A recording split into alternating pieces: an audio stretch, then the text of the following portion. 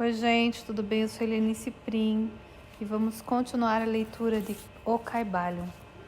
A gente está no capítulo 3, a transmutação mental.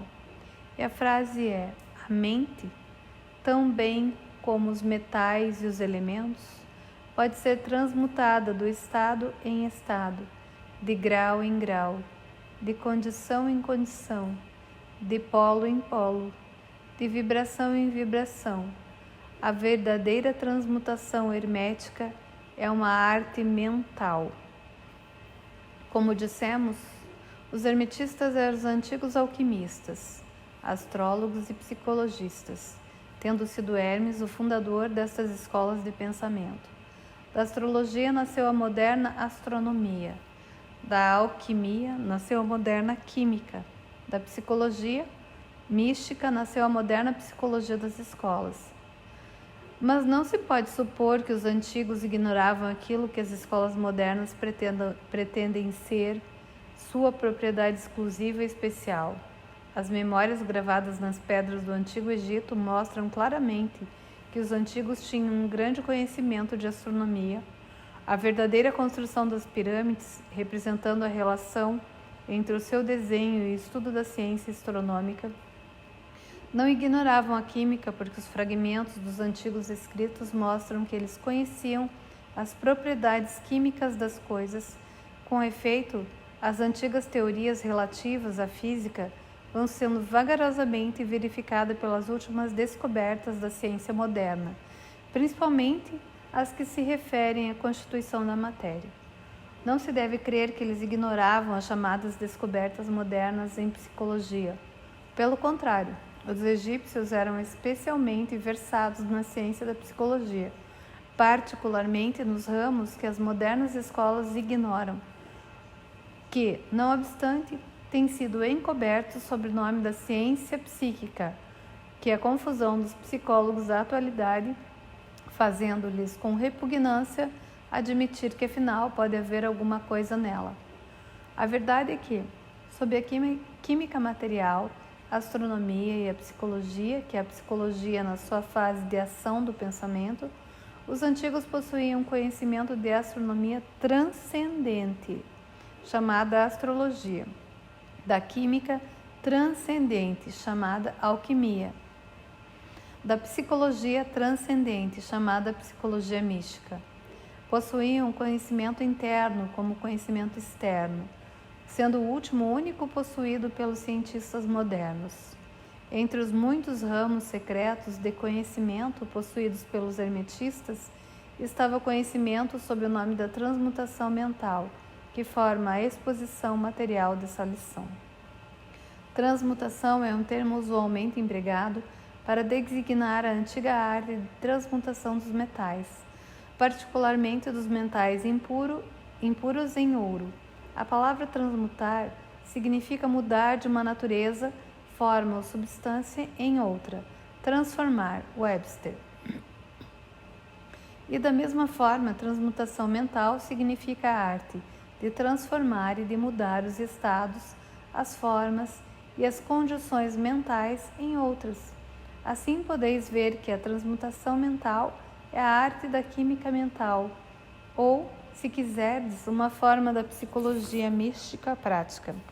Porém, estas significações estão muito longe de serem o que exteriormente parece. A transmutação, alquimia ou química no plano mental é certamente muito importante nos seus efeitos, e se a arte cessou agora, assim mesmo não pode deixar de ser um dos mais importantes ramos de estudos conhecidos pelos homens. Mas isso é simplesmente o princípio. Vejamos a razão. O primeiro dos 7 princípios herméticos é o princípio do mentalismo. O seu axioma é: o todo é mente, o universo é mental, que significa que a realidade objetiva do universo é mente, e o mesmo universo é mental, isto é, existente na mente do todo.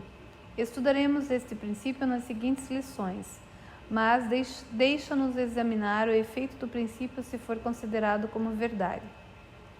Se o universo é mental, na sua natureza, A transmutação mental pode ser considerada como a arte de mudar as condições do universo, nas divisões de matéria, força e mente. Assim compreendereis que a transmutação mental é realmente a magia de que os antigos escritores muito trataram nas suas obras místicas e de que dão muito poucas instruções práticas. Se tudo é mental, então a arte que ensina a transmutar as condições mentais pode tornar o mestre diretor das condições materiais tão bem como das condições chamadas ordinariamente mentais. De fato, nenhum alquimista que não esteja adiantado na alquimia mental pode obter o grau necessário de poder para dominar as grosseiras condições físicas e os elementos da natureza. A produção ou cessação das tempestades e dos terremotos, assim como de outros grandes fenômenos físicos. Que tais homens tenham existido e existam ainda hoje é matéria da maior certeza para todos os ocultistas adiantados de todas as escolas.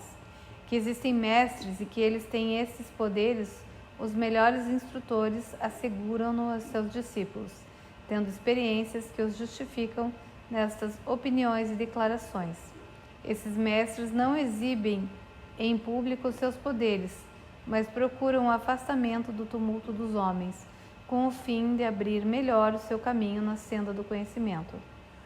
Mencionamos aqui a sua existência simplesmente com o fim de chamar a vossa atenção para o fato de que o seu poder é inteiramente mental e de que eles operam conforme as linhas mais elevadas transmutação mental e em conformidade com o princípio hermético de mentalismo. O universo é mental. Porém, os discípulos e os hermetistas de grau inferior aos mestres, os iniciados e instrutores, podem facilmente operar pelo plano mental ao praticar a transmutação mental. Com efeito, tudo que chamamos fenômenos psíquicos, influência mental, ciência mental, fenômenos de novo pensamento, etc., se realiza conforme a mesma linha geral, porque nisso está mais um princípio oculto do que a matéria cujo nome é dado ao fenômeno.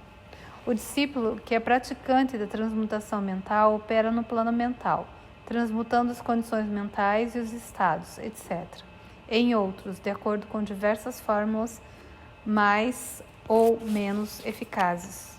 Os diversos tratamentos, as afirmações e negações, etc., das escolas da ciência mental são antes fórmulas frequentemente muito imperfeitas e inscientíficas da arte hermética.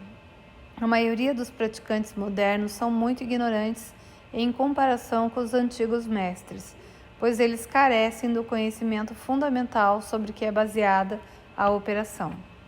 Não somente os próprios estados mentais podem ser mudados ou transmutados pelos métodos herméticos, mas também os estados mentais dos outros podem ser, e mesmo são constantemente transmutados na mesma direção, quase sempre inconscientemente, mas às vezes conscientemente, por uma pessoa que conheça as leis e os princípios, nos casos em que a pessoa influenciada não esteja informada dos princípios da proteção própria.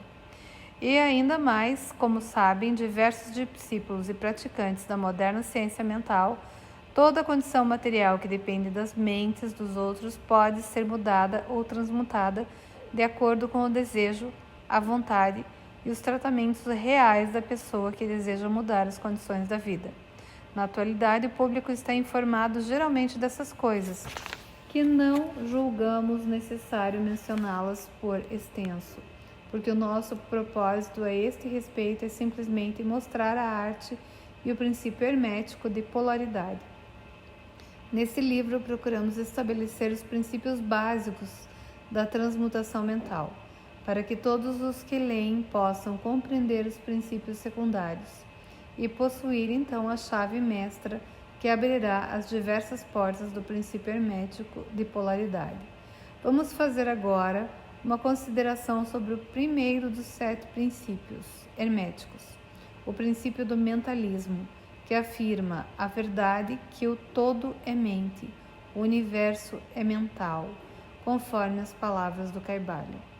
Pedimos uma atenção íntima e um estado cuidadoso deste grande princípio, da parte dos nossos discípulos, porque ele é realmente o princípio básico de toda a filosofia hermética e da arte hermética de transmutação mental. E aqui a gente acaba o capítulo 3 e vamos continuar amanhã o capítulo 4, que é o todo.